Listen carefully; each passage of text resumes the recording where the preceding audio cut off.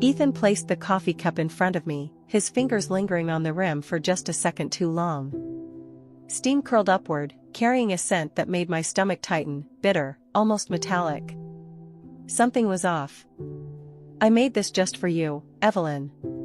Go on, taste it." His voice was smooth, almost too smooth, carefully measured like a rehearsed performance. I looked up, meeting the eyes of the man I had been married to for 3 years. His smile was warm, affectionate even. But that was the problem. It was too perfect. Too deliberate. Across the table, Victoria, my sister-in-law, stirred her coffee with lazy indifference. She looked effortlessly elegant, as always, in a tailored silk blouse, her dark hair swept into an immaculate bun. But it was her eyes that unsettled me. Amusement flickered behind them, like she was in on some private joke I wasn't supposed to understand.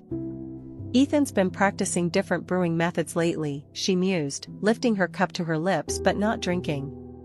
"Just for you." There it was. The emphasis. For you. A statement wrapped in honey, hiding something far more dangerous beneath. I glanced down at my cup again, the scent creeping into my lungs. It wasn't just coffee. There was something else. Something foreign. The last time I had a drink at Victoria's house, I ended up in urgent care for the night.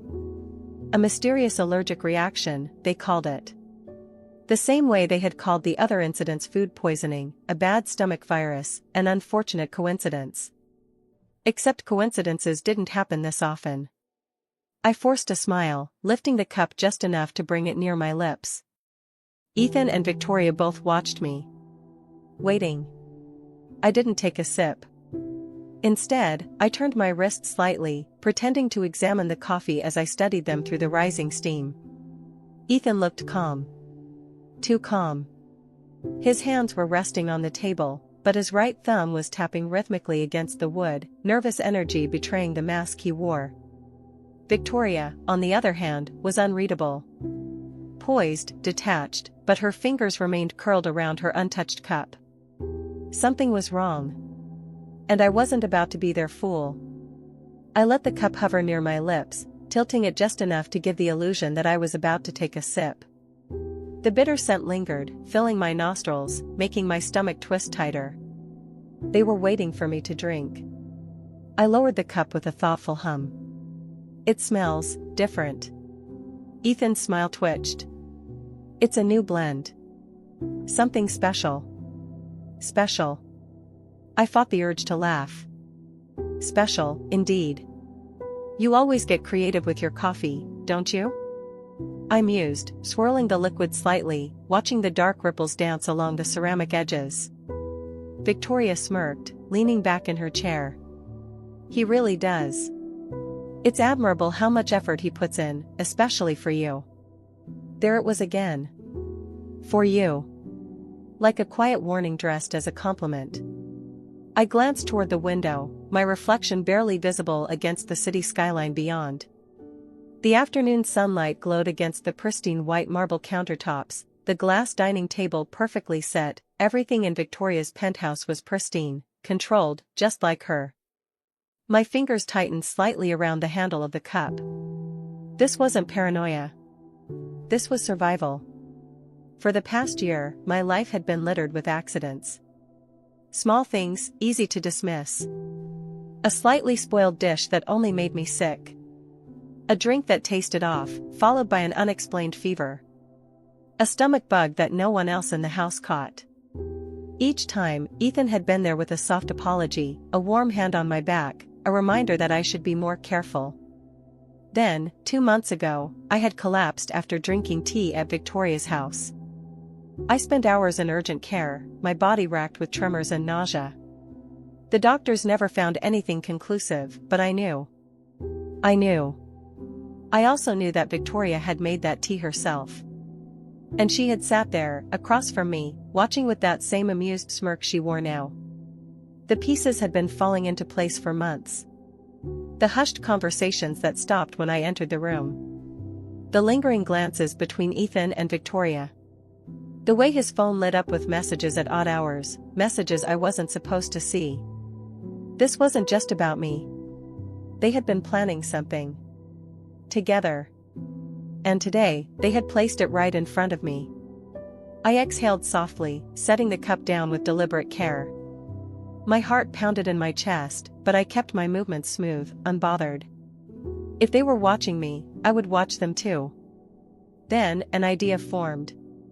A test. A simple switch. I reached for my phone, pretending to check a notification. Oh, 1 second. I need to take a quick call for work. I stood up, moving away from the table, stepping around Victoria's seat.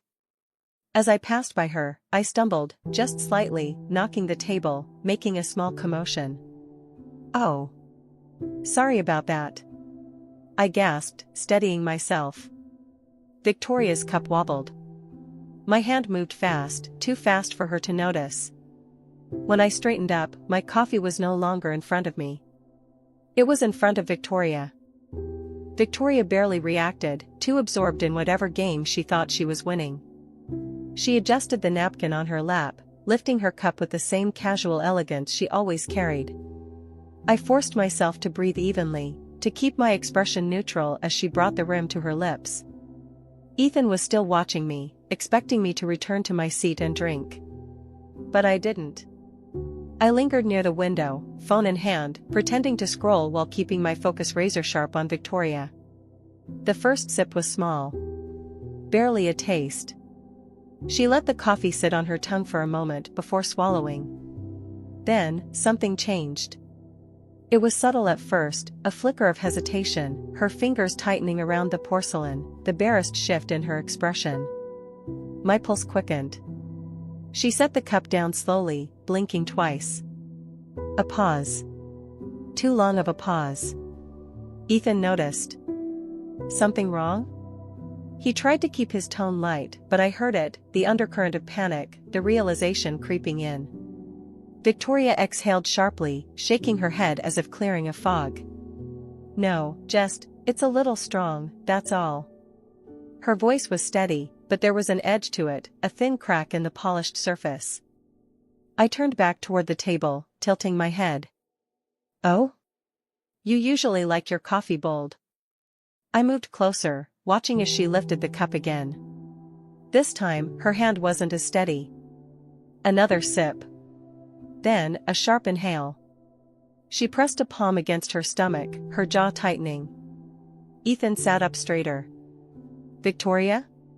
His voice dropped, no longer casual. She tried to speak, but a strange sound came out instead, something between a cough and a gasp. Her breath hitched. A tremor ran through her hand as she set the cup down with too much force, some of the liquid sloshing over the side. My heart pounded, but I kept my face calm, unreadable. I wanted her to say it. I needed her to admit it. Something feels off, she muttered, blinking rapidly. She reached for her napkin, dabbing at her lips, but I saw the tremble in her fingers now, the tension in her shoulders. Ethan's chair scraped against the floor as he shot up. Victoria, what's going on? He glanced at me, then at her cup. I watched the exact moment the realization hit him, when he put it all together. Panic settled into his features. His gaze snapped back to me, searching for confirmation, for any sign that I had figured it out. I held his stare, letting the silence stretch between us before speaking. That wasn't my cup, I said softly. His face drained of color. Victoria let out a sharp breath, gripping the edge of the table. Ethan. Her voice was barely above a whisper now, strained, uncertain, but laced with something new, fear. Ethan turned back to her, eyes wide, hands twitching at his sides. That wasn't supposed to be yours, he muttered, almost to himself. But the words hung in the air like a death sentence. The room went still.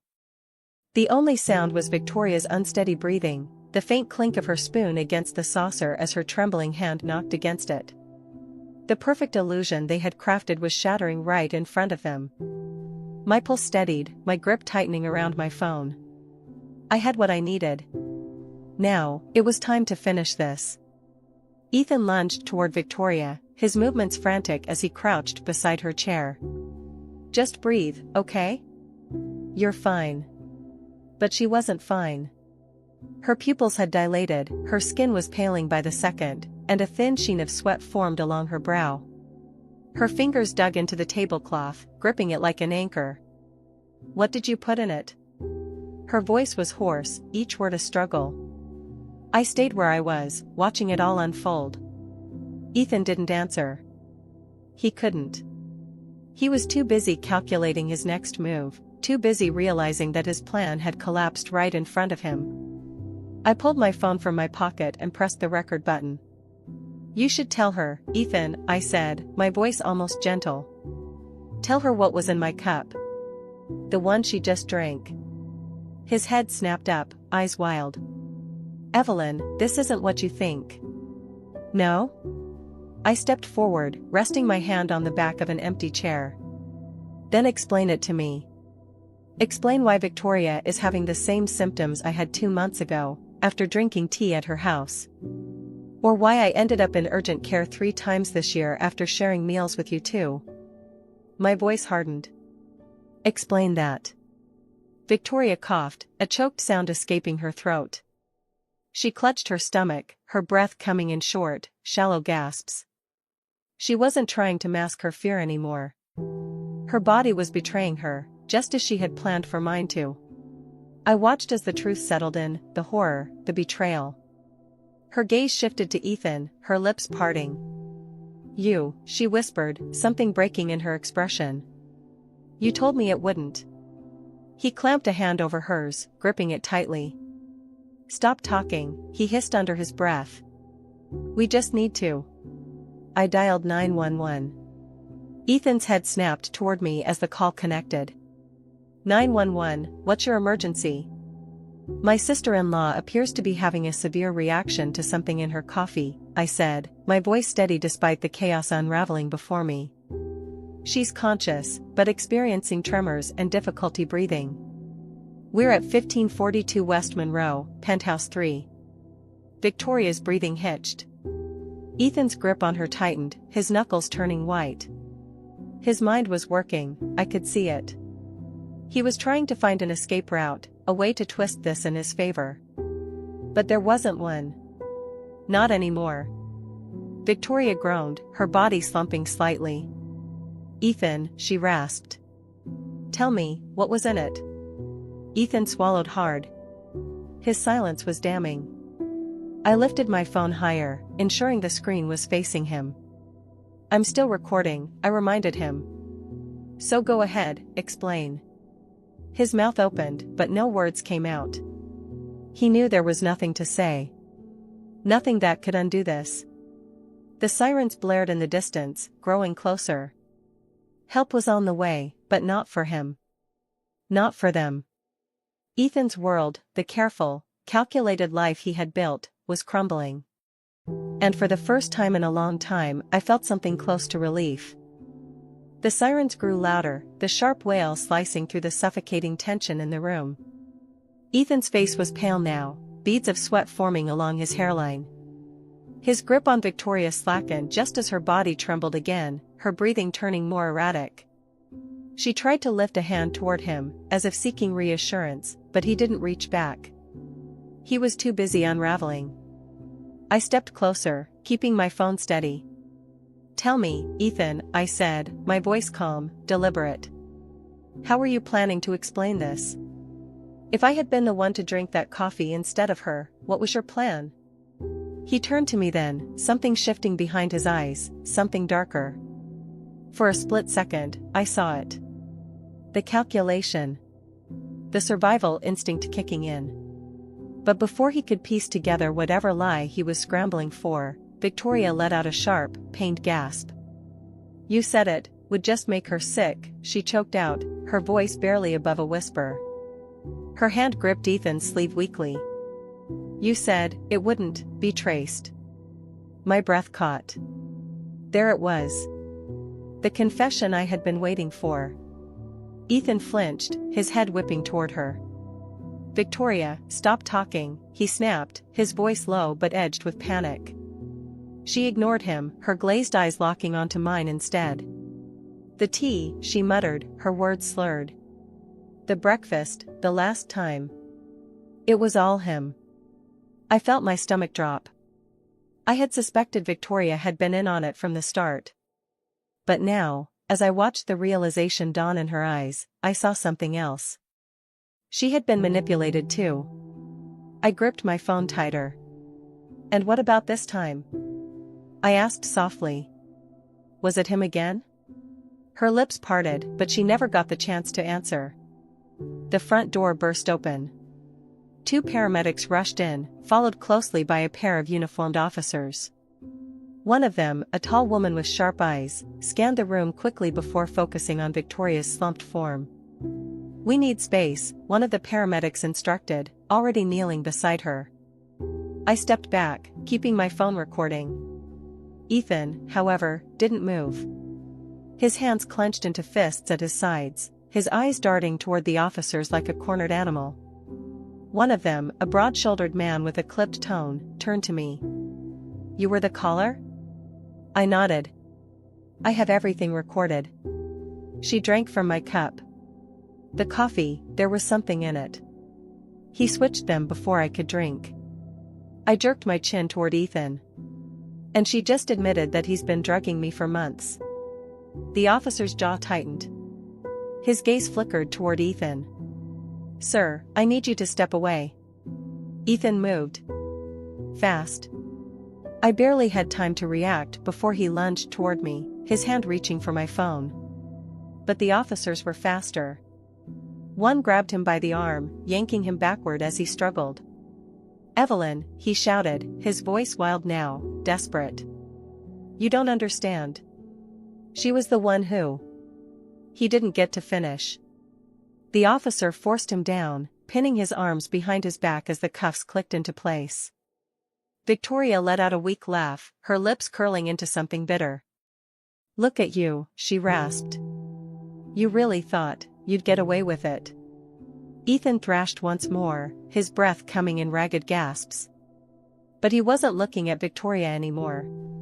He was looking at me. And for the first time since this all started, I saw something real in his eyes. Fear. Ethan's struggles grew weaker as the officers secured the cuffs around his wrists. The panic in his eyes was raw now, stripped of the calculated charm he had worn for years. He wasn't in control anymore. He knew it. I knew it. Victoria let out a ragged breath, her body barely holding itself upright as the paramedics worked around her. She was still conscious, but barely. Her fingers twitched slightly on the table, her skin pale and clammy. Despite the fear in her expression, there was something else flickering beneath it, realization. She had never thought she would be the one gasping for breath. I shifted my attention to Ethan. His chest was rising and falling rapidly, his lips slightly parted as if he was still trying to come up with a way out of this. "You really thought I wouldn't notice, didn't you?" I said quietly, stepping closer. "All those times you made excuses. All those nights I was curled up in pain, and you convinced me it was just bad luck." I shook my head, my grip tightening around my phone. "You almost had me believing it." His nostrils flared. "Evelyn, you don't understand." "I understand perfectly." I held up the phone, the red recording light still blinking. "Victoria might not have realized what you were capable of until it was too late, but I did. I've known for a while." The female officer who had been standing to the side stepped forward then, her expression unreadable. "Ma'am, would you be willing to provide a formal statement?" I exhaled slowly, nodding. "Yes." Ethan jerked in the officer's grip. "She's lying. She set this up." His voice cracked with desperation. "Victoria, tell them." Victoria didn't respond. She was too busy clenching her jaw against another wave of nausea, her body too weak to even glare at him. The paramedics exchanged glances before one of them addressed the officers. "She needs to be transported now. Whatever she ingested, it's spreading fast." Ethan's expression twisted. "You can fix this," he urged her. "Tell them I had nothing to do with it. Tell them it was her." Victoria finally turned her head, her heavy-lidded eyes landing on him. For the first time since she had started feeling the effects of the poisoned coffee, she actually looked at him, really looked at him. And then she laughed. It was weak, barely more than an exhale, but it was filled with something bitter. "Fix this," she murmured, her voice hoarse. "You're the one who promised it wouldn't be traced, Ethan." She blinked sluggishly. "You're the one who said it was just supposed to make her sick." Silence. The officers exchanged glances, their grips on Ethan tightening. There it was. The final nail in his coffin. Victoria's breathing was unsteady, but her lips curled just slightly as she muttered, "You poisoned me." Ethan's face drained of color completely. "Victoria," he whispered, but there was nothing left to say. She let her head tilt back slightly against the chair, her body giving in to exhaustion. The paramedics loaded her onto the stretcher, her eyes fluttering closed. She didn't look at him again. I stepped back, watching as they wheeled her toward the door. The entire room felt smaller, suffocating, but I refused to let the weight of it crush me. One of the officers tapped his radio. "We'll need a forensic team to test the coffee and collect evidence at the scene." He looked at me then. "We'll also need to take your phone as evidence." "The recording?" "I already sent a copy to my lawyer." My voice was steady, firm. Ethan flinched. The officer nodded approvingly. "Smart." Ethan let out a strangled sound. "You're ruining everything." I tilted my head, watching him. "No, Ethan. You did that all on your own." The officers led him toward the door. He thrashed once more, but it was weaker now, useless. He turned his head at the last second, eyes burning with something ugly. "You think this is over?" he hissed. I stared at him, unblinking. "Oh, it is," I said. And then they took him away. The moment the door shut behind them, the silence in the penthouse was deafening. I stood there, inhaling slowly, letting the weight of everything settle. It was over. The months of paranoia, the nights spent wondering if I was imagining things, the careful calculations to uncover the truth, it was all over. I glanced down at the untouched coffee cup still sitting in front of me, its surface now cool, harmless. It could have been me. It was supposed to be me. I exhaled, dragging my fingers through my hair before making my way toward the window. The city stretched before me, golden light spilling between the skyscrapers. For the first time in what felt like forever, I could breathe. A soft chime pulled me back to the moment. My phone. I glanced at the screen, a message from my lawyer. "The files are secure. We'll proceed with formal charges." "I assume you're pressing them against both?" I hesitated, just for a second. Victoria had been a willing participant in everything leading up to today. She had manipulated, schemed, played her part in every attempt to destroy me. But in the end, she had been just as disposable to Ethan as I was. I typed my response. Yes. Both. There was no hesitation this time. I turned away from the window, stepping over to the table.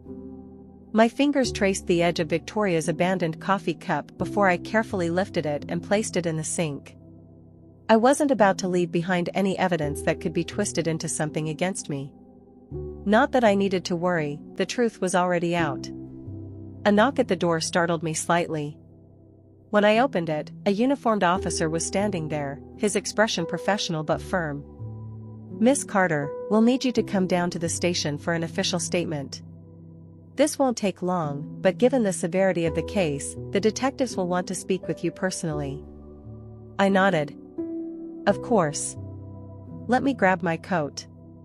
As I slipped on my jacket, my gaze flickered once more to the table, to the two coffee cups, one empty, one nearly full.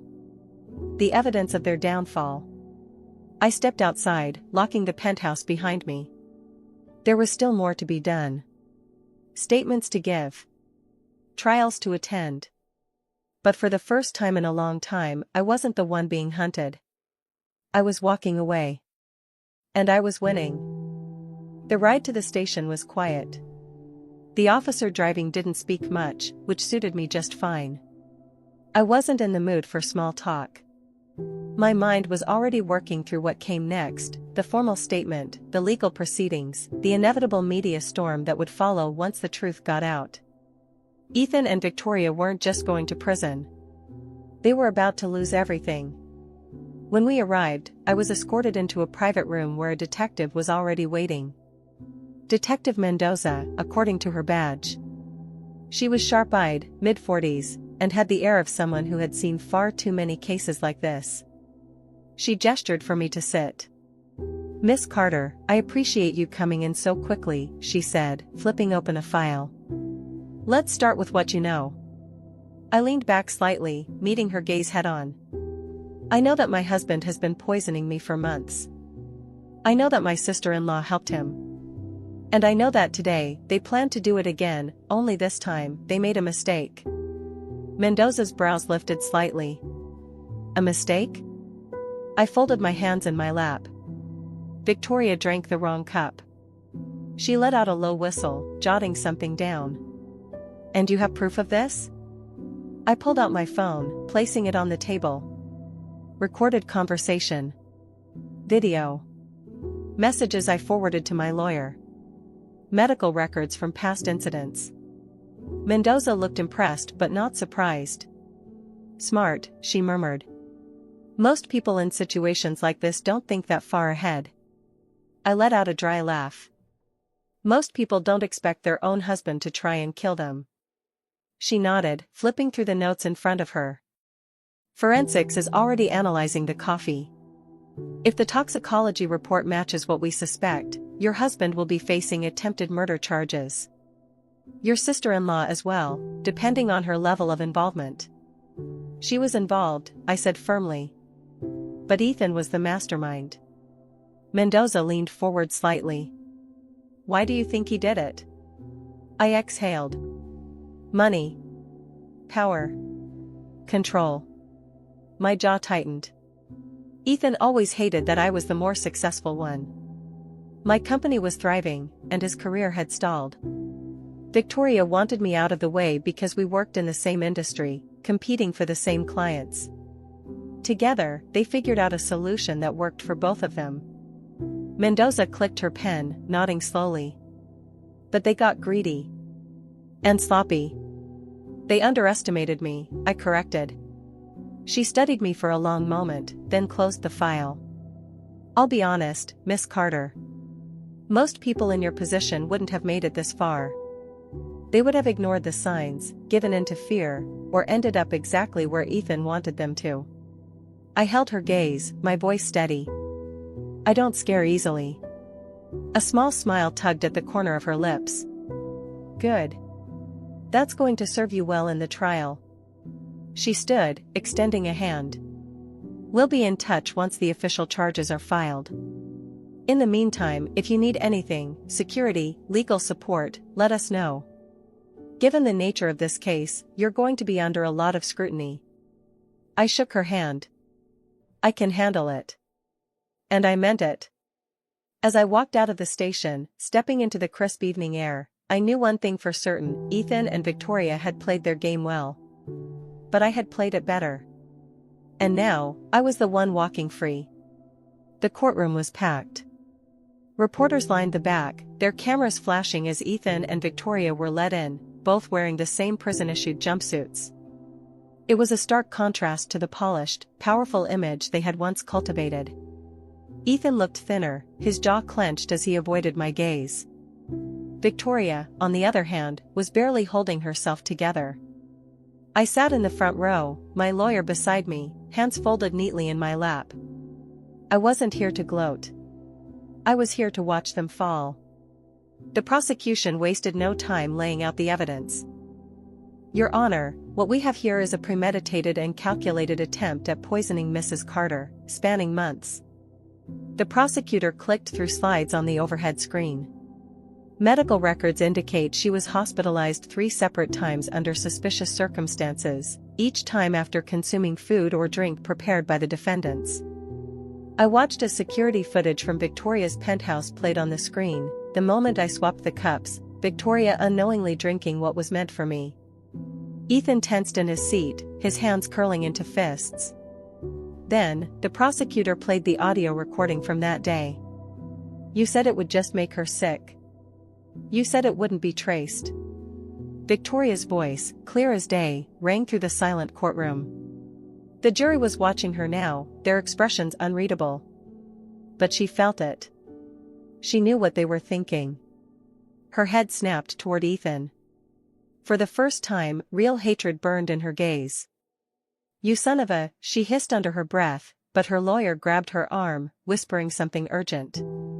She exhaled sharply, shifting in her seat. That's when it happened. Victoria flipped. She turned to the judge. Your Honor, I have something to say. Her lawyer paled. Ethan stiffened. I was manipulated, she continued, her voice quivering just enough to sound believable. Ethan told me that it was harmless, that it would just make Evelyn too sick to attend an important work meeting. She blinked, her face twisted with rehearsed regret. I never would have agreed if I knew it was poison. I almost laughed. She was trying to save herself. The prosecutor didn't look surprised. Miss Carter, you knowingly participated in a scheme that resulted in multiple hospitalizations and nearly caused the death of your own sister-in-law. Whether you were misled or not, you played a role in this crime. Victoria opened her mouth, as if to protest, but the judge cut her off. Enough. We've heard the evidence. Ethan shot her a murderous glare. His betrayal was evident. He had expected her to go down with him, to remain silent. But she wasn't willing to sacrifice herself for him. Not anymore. The judge turned to the jury. Have you reached a verdict? A woman in the front row, the jury foreperson, stood. Yes, Your Honor. The room held its breath. For the defendant, Ethan Carter, we find him guilty on all counts. Ethan closed his eyes, his jaw locked in fury. For the defendant, Victoria Sinclair, we find her guilty of conspiracy and attempted poisoning. Victoria let out a shuddering breath, slumping slightly in her seat. She had hoped for leniency. She didn't get it. The judge's voice rang clear. Ethan Carter, you are sentenced to 25 years in federal prison without the possibility of parole. Ethan's head snapped up. His mask of calm finally shattered. What? Victoria Sinclair, the judge continued, you are sentenced to 15 years with the possibility of parole after 10. Victoria let out a soft, broken sound, half sob, half disbelief. Ethan twisted in his seat, his eyes burning into her. You did this, he seethed. She ignored him, staring blankly at the table in front of her. I watched them, feeling nothing but satisfaction. The officers moved in, placing Ethan and Victoria in cuffs. As they were escorted past me, Ethan suddenly lunged forward, his eyes wild. This isn't over, Evelyn, he spat. A guard yanked him back, shoving him forward. I met his furious gaze with a cold, steady one. Oh, Ethan, I murmured, just loud enough for him to hear. It's over for you. He didn't get the last word. I did. 1 year later, I stood in the executive boardroom of Henderson & Co., the very company Victoria had once tried to steal from me. The irony wasn't lost on me. I had just signed a multi-million-dollar contract, one that cemented my company's dominance in the industry. I glanced at my reflection in the sleek glass windows, remembering the woman I had been a year ago. The woman who had once trusted Ethan. The woman who had ignored the signs. The woman they had tried to destroy. She no longer existed. A soft chime from my phone pulled me back to the present. A news alert flashed across the screen. Ethan Carter and Victoria Sinclair begin their prison sentences. I didn't read the rest. I didn't need to. Instead, I picked up the coffee mug on my desk, hot, rich, completely safe. I took a slow, satisfying sip, letting the warmth spread through me. Ethan and Victoria had lost everything, their freedom, their wealth, their power. And me? I had won. Because sometimes, the best revenge isn't about getting even. It's about moving forward and never looking back.